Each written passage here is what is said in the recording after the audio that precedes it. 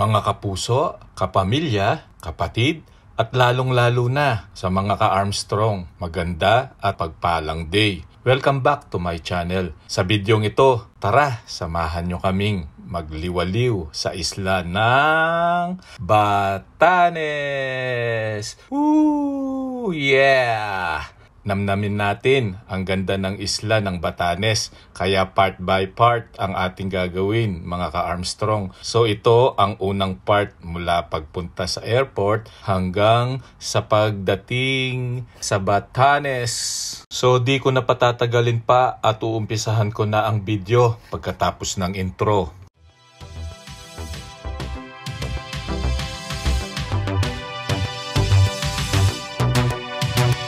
Kasalukuyang nasa NLEX kami nito papuntang NAIA Terminal 2 at medyo maaga pa naman kaya pumunta muna kami ng C5 extension deck. Eto, paakyat na kami ng deck. Ano kaya ang makikita natin sa deck na to? Ba't maraming pumupunta lalo na pag gabi? Wow! Grabe!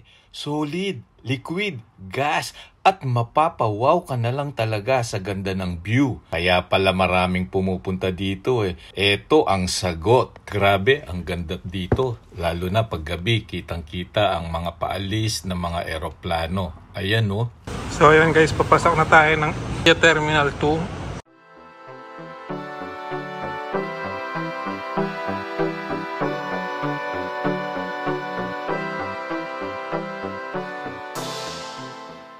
Nasa lobby na tayo ng NAIA Terminal 2. So hahanapin lang natin muna ang Philippine Airlines check-in counter para makapag-check-in na. Para antay na lang natin mag-open ang boarding gate.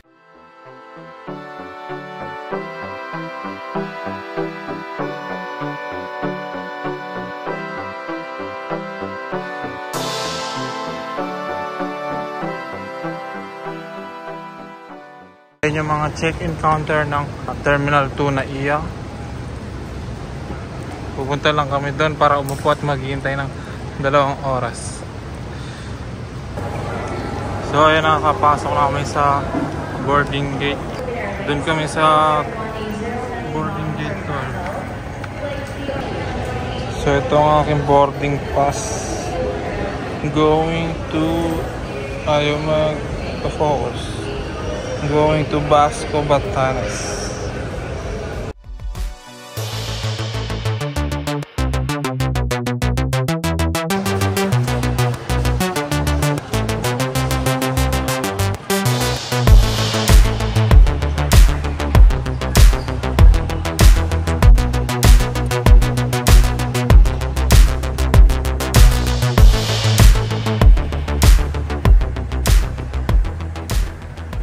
Sa wakas, nag-open na rin ang boarding gate at sasakay na kami ng bus papuntang eroplano. Natapos din ang mahabang pag-aantay at lilipad na rin.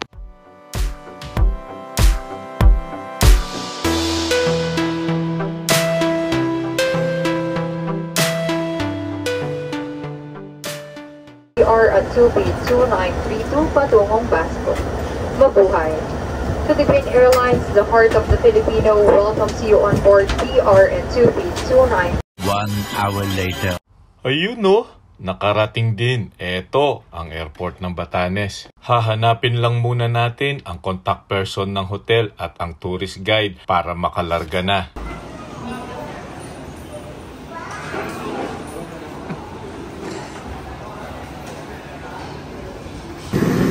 Beya kami. Ako, good morning. Welcome to Batanes. Nandiyan na lang kayo kami. Abo? Pero actually, ang hindi maalis mahihina lang. Pero pag tumama talaga malakas. Hindi na po.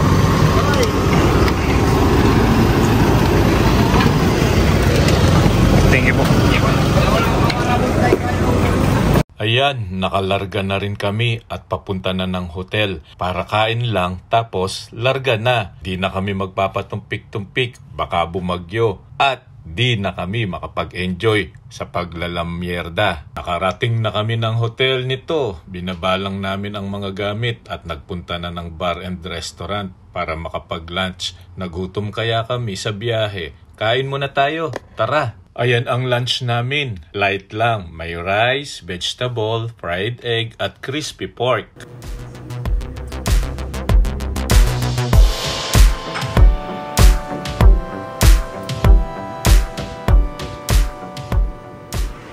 Kumakain ka, yan yung view na makikita mo.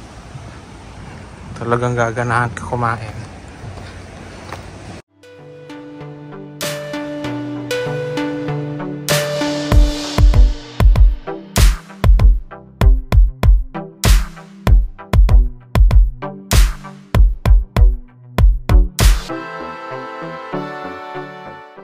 Mga ka-Armstrong, bago natin i-continue ang paglilibot, nais ko muna kayong bigyan ng konting impormasyon about sa Batanes. Ang lalawigan ng Batanes ay isang kapuluan at ang pinakahilagang lalawigan ng Pilipinas. Kabilang ito sa rehiyon ng Lambak ng Cagayan sa laking 219.01 km² at kabuuang populasyon na 17,246 noong 2015. Ito rin ang pinakamaliit na lalawigan pagdating sa kabuuang laki ng sakop ng populasyon. Ang bayan ng Basco matatagpuan sa isla ng Batan ay ang kabisera nito. Matatagpuan ang kapuluan sa layong 162 kilometro hilaga ng isla ng Luzon at halos 190 kilometro timog naman ng isla ng Taiwan. Napapaligitnaan nito ng dalawang bambang nang naghihiwalay sa kapuluan mula sa karatig nitong anyong lupa. Ang bambang ng Bashi sa hilaga at bangbang ng Balintang sa timog. Ayan mga ka-Armstrong kahit konti may nalaman kayo about sa Basco. Ito naman ang Basco Lighthouse, isang parola sa bayan ng Basco sa Batanes, ang pinakahilagang lalawigan ng Pilipinas. Matatagpuan sa Naidi Hill sa Barangay San Antonio. Ang luntiang burol at ang bukas ng dagat ay nagbibigay ng magandang backdrop para sa parola. Madaling mapupuntahan ang lugar sa pamamagitan ng 1.2 kilometers o 3/4 milya hike mula sa Port of Basco.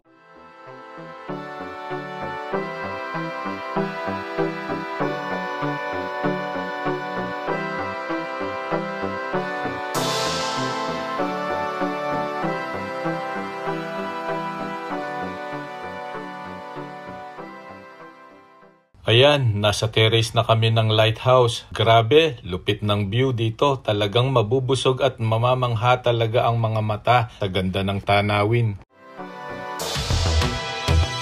Care and restoration. So, na-widen na, mas mahaba na siya. Pero ang original, nandyan pa hanggang ngayon, ang kanyang bell na dumating ng Yung 4 of 1783. Hindi na siya. Dahil nga nagkaroon ng earthquake in George 2000 for proper o long-term preservation. So 2018 pinalitan na siya. Repainted na sila. So hindi pa lang naman ilagay kaya hindi pa tapos. So concreting.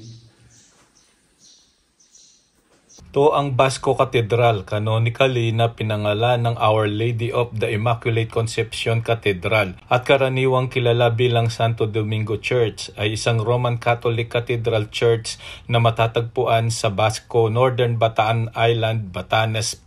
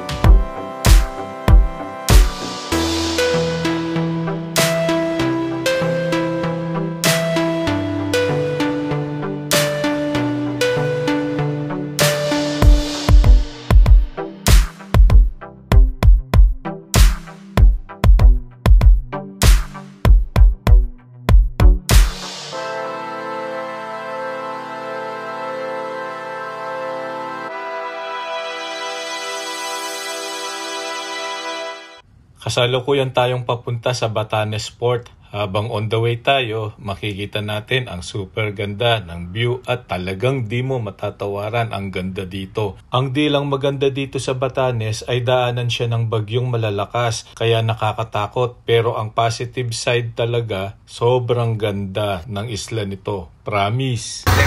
Shelter port. Ayan na yung mga islander na pangkain natin. Mga biyahe na ibang island.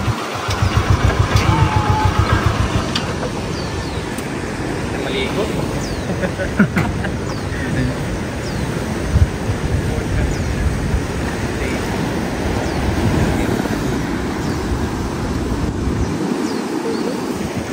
Yan yung mga design. Unlike sa ibang probinsya, meron yung outrigger o yung balancer. Abo, Dito abo. wala. For a reason, masyadong rough ang padaan nilang pala. Masyadong malakas ang current, alon. So yung ganung klaseng design, hindi siya safe o advisable sa lugar namin. Kaya ito, pampasahero at pangisda, ganun siya. Mas malikot siya, pero mas madali nilang ipwesto ng mga pilot natin, madali masunog sa alon. Kaya mas safer. Hindi naman yan tataob kasi meron sa center of gravity ng buoyancy. Lalo na sa ganito, kung magkahe pupuntang Isbayat. 1, 2, 3, 4. Mostly, ang pinakailalim yan, kaya makapal. Malaki. Yun yung pinaka-cargo place. And habang bumibiyahe sila pa Itbayat, meron silang counter-oil. Kahit malakas yung alon, matatag yung Sa baba. yan, meron siyang buoyancy. Kahit sumaklog yung alon dyan, yun. And full fiber. So hindi na ina-allowed ang wooden na Kasi mahina ako. mahina. Ngayon, ang pinakakahoy niya nito is yung kanyang base. Mga hardwood din yan. Yung pinaka-skeleton niya. And then sa kanila binalot ng Fiber. Fiber. Dito na rin ginagawa ang mga baka. Wala pong import na. Dito po tayo sasakay yan sa papunta. Doon tayo sa ano? Sa Isabela. isa pa.